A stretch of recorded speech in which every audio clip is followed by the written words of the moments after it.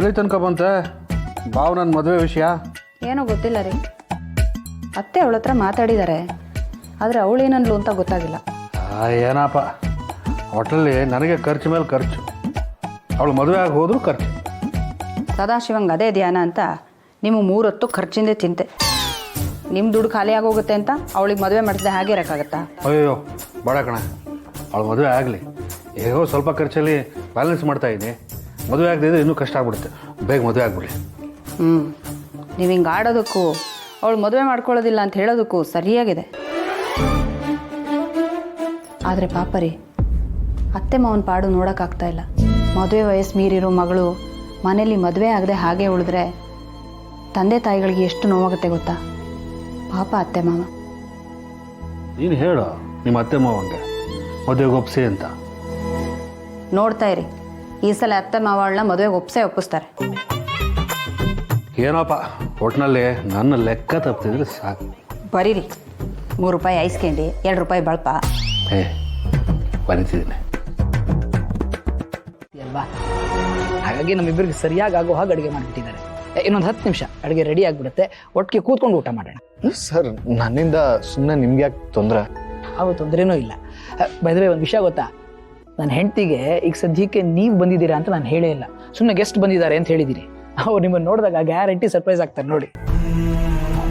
ಆಮೇಲೆ ನಿಮ್ಮ ಮನೆಗೆ ಹೋದಾಗ ನಿಮ್ಮ ತಂದೆ ತಾಯಿ ತುಂಬ ಚೆನ್ನಾಗಿ ನಾನು ನೋಡ್ಕೊಂಡ್ರಪ್ಪ. ತುಂಬ ಖುಷಿ ಆಯಿತು ನನಗೆ. ಹೌದು ಸರ್, ಅವರು ನಿಮ್ಮ ಬಗ್ಗೆ ಹೊಗಳ್ತಾ ಇದ್ರು. ಸಾರಿ, ಅವತ್ತು ನಾನು ನಿಮ್ಮನ್ನ ಮೀಟ್ ಮಾಡೋಕ್ಕಾಗಲಿಲ್ಲ. ಪರವಾಗಿಲ್ಲ, ಈಗ ಭೇಟಿ ಆಗ್ತಿದ್ದೀವಲ್ಲ ಬಿಡಿ.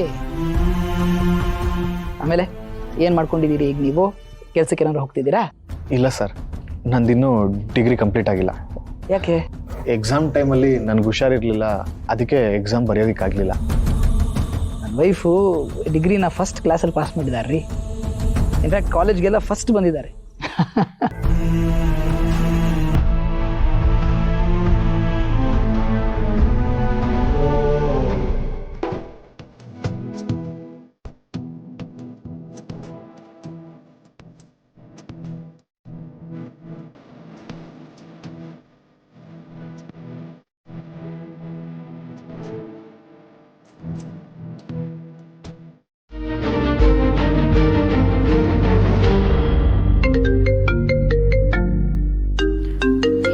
ಇಷ್ಟೊತ್ತಲ್ಲಿ ಮಾಡ್ತಾ ಇದ್ದಾರೆ. ಹಲೋ ಅಮ್ಮ. ಜಾನು, ಏನ್ ಮಾಡ್ತಿದೀಯಮ್ಮ? ಅಯ್ಯೋ ಯಾಕಮ್ಮ, ಒಂಥರ ಗಾಬರಿ ಆಗಿರೋ ಹಾಗಿದೆ. ಏನಾಯ್ತು? ನೀನ್ ಬಿಡುವಾಗಿದೀಯಾ? ನಿನ್ ಹತ್ರ ಒಂದ್ ಮುಖ್ಯವಾದ ವಿಷಯ ಮಾತಾಡ್ಬೇಕು. ಅಂಥದ್ದೇನಾಯ್ತಮ್ಮ? ಅದು ಭಾವನಾ ಬಗ್ಗೆ ಮಾತಾಡ್ಬೇಕು ಜಾನು. ಯಾಕೋ ಮನೆ ಪರಿಸ್ಥಿತಿ ಸರಿ ಇಲ್ಲ. ಅಯ್ಯೋ ಹೌದಾ ಅಮ್ಮ? ಒಂದೇ 1 ನಿಮಿಷ ವೆಯ್ಟ್ ಮಾಡ್ತೀಯಾ? ನಾನು ನಿಂಗೆ ಮತ್ತೆ ಫೋನ್ ಮಾಡ್ತೀನಿ. ಫಸ್ಟ್ ಟೈಮ್ ನಮ್ಮ ಮನೆಗೆ ಯಾರೋ ಗೆಸ್ಟ್ನ ಕರ್ಕೊಂಡು ಬಂದಿದ್ದಾರೆ, ಜಯಂತ್ ಅವರು. ಅವರಿಗೆ ನಾನೇ ಅಡುಗೆ ರೆಡಿ ಮಾಡಿರೋದು. ಅವ್ರನ್ನ ಜಯಂತ್ ಅವ್ರಿಗೆ ನೋಡ್ಕೊಳಕ್ಕೆ ಹೇಳ್ಬಿಟ್ಟು ನಿನಗೆ ಫೋನ್ ಮಾಡ್ತೀನಿ. ಒಂದೇ ನಿಮಿಷ. ಹಾಂ ಸರಿ ಅಮ್ಮ, ಸ್ವಲ್ಪ ಬೇಗ ಮಾಡು. ನಿನ್ ಜೊತೆ ಮಾತಾಡ್ಬೇಕು. ನಾನು ಕಾಯ್ತಾ ಇರ್ತೀನಿ. ಸರಿ ಅಮ್ಮ.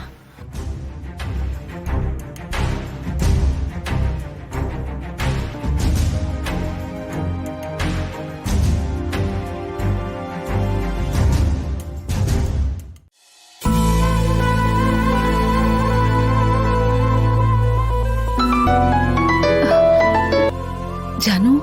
ಹಲೋ ಅಮ್ಮ, ಹೇಳಮ್ಮ. ಜಾನು, ಭಾವನಾ ಯಾಕೋ ಮೊದ್ಲಿನ ತರ ಇಲ್ಲಮ್ಮ. ಯಾವಾಗ ನೋಡಿದ್ರು ಬೇಜಾರಲ್ಲೇ ಇರ್ತಾಳೆ. ಸರಿಯಾಗಿ ಊಟ ತಿಂಡಿನೂ ಮಾಡ್ತಾ ಇಲ್ಲ.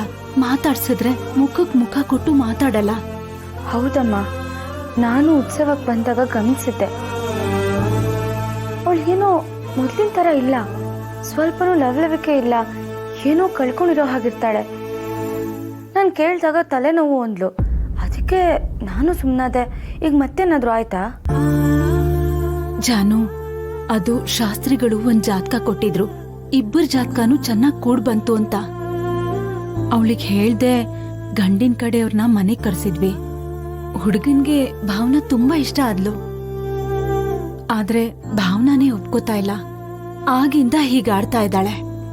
ಅಮ್ಮ, ಅವಳಿಗೆ ಇಷ್ಟ ಇಲ್ಲ ಅಂದಮೇಲೆ ನೀವು ಯಾಕೆ ಇದೆಲ್ಲ ಮಾಡ್ತಾ ಇದ್ದೀರಾ? ಸ್ವಲ್ಪ ದಿನ ಅವಳ ಪಾಟಿಗಳನ್ನ ಬಿಟ್ಬಿಡಿ. ಇಷ್ಟು ದಿವಸ ಕಷ್ಟಪಟ್ಟಿದ್ದು ಸಾಕಾಗಿಲ್ವಾ? ಇಷ್ಟು ದಿವಸ ಜಾತಕ ದೋಷದಿಂದ ಮದ್ವೆ ಮುರಿದು ಬೀಳ್ತಾ ಇತ್ತು. ಈಗ ಎಲ್ಲ ಸರಿ ಇರುವಾಗ ಸುಮ್ನೆ ಇರಕ್ಕಾಗತ್ತಾ? ಈಗ ನಮಗೂ ವಯಸ್ಸಾಗ್ತಾ ಇದೆ. ನಮ್ಗೇನಾದ್ರೂ ಹೆಚ್ಚು ಕಡಿಮೆ ಆದ್ರೆ, ಅವಳು ಮದ್ವೆ ಅಂತ ಆದ್ರೆ ನಮಗೂ ನೆಮ್ಮದಿ ಅಲ್ವಾ? ಅಯ್ಯಮ್ಮ, ಯಾಕೆ ಹೀಗೆಲ್ಲ ಮಾತಾಡ್ತಿದ್ಯಾ? ಸ್ವಲ್ಪ ಸಮಾಧಾನ ಮಾಡ್ಕೊ. ನೀನು ಅಕ್ಕನ ಬಗ್ಗೆ ತುಂಬ ಯೋಚನೆ ಮಾಡ್ತಿದ್ಯಾ ಅನ್ಸುತ್ತೆ, ಅದಕ್ಕೆ ಹೀಗೆಲ್ಲ ಮಾತಾಡ್ತಿದ್ಯಾ. ನಿಂಗೇನೂ ಆಗಲ್ಲ, ಆಗೋದಕ್ಕೆ ನಾವು ಬಿಡೋದೂ ಇಲ್ಲ. ಅವಳಿಗೂ ಸ್ವಲ್ಪ ಟೈಮ್ ಕೊಡು. ದಿನ ಕಳೆದ್ಮೇಲೆ ಮನ್ಸು ಬದಲಾಗ್ಬೋದೇನೋ. ಅವಳು ನನಗ್ ಗೊತ್ತಿರೋ ಹಾಗೆ ಬದ್ಲಾಗೂ ಯಾವ ಲಕ್ಷಣನೂ ಕಾಣಿಸ್ತಿಲ್ಲ ಜಾನು. ಹುಡುಗ ನೋಡೋದಕ್ ತುಂಬಾ ಚೆನ್ನಾಗಿದ್ದಾನೆ, ಓದಿದ್ದಾನೆ, ಸ್ವಂತವಾಗಿ ಹೋಟ್ಲ್ ಬಿಸ್ನೆಸ್ ಮಾಡ್ತಾ ಇದ್ದಾನೆ. ಎಲ್ಲದಕ್ಕಿಂತ ಹೆಚ್ಚಾಗಿ ಮಗು ಇದೆ ಅಂತ ಗೊತ್ತಾದ್ರೂ ಭಾವನನ್ನ ಒಪ್ಕೊಂಡಿದ್ದಾನೆ. ಅಂಥದ್ರಲ್ಲಿ ಯಾವ ಕಾರಣಕ್ಕೆ ಸಂಬಂಧ ಬೇಡ ಅಂತ ಹೇಳಕ್ಕಾಗತ್ತೆ ಹೇಳು? ನೀನೇ ಅವಳ ಹತ್ರ ಮಾತಾಡು. ನಾವೇನಾದ್ರೂ ಅವಳಿಗೆ ಹೇಳಕ್ ಹೋದ್ರೆ ಕೋಪ ಮಾಡ್ಕೋತಾಳೆ, ಊಟ ತಿಂಡಿ ಬಿಟ್ಟು ಕೂತ್ಕೋತಾಳೆ.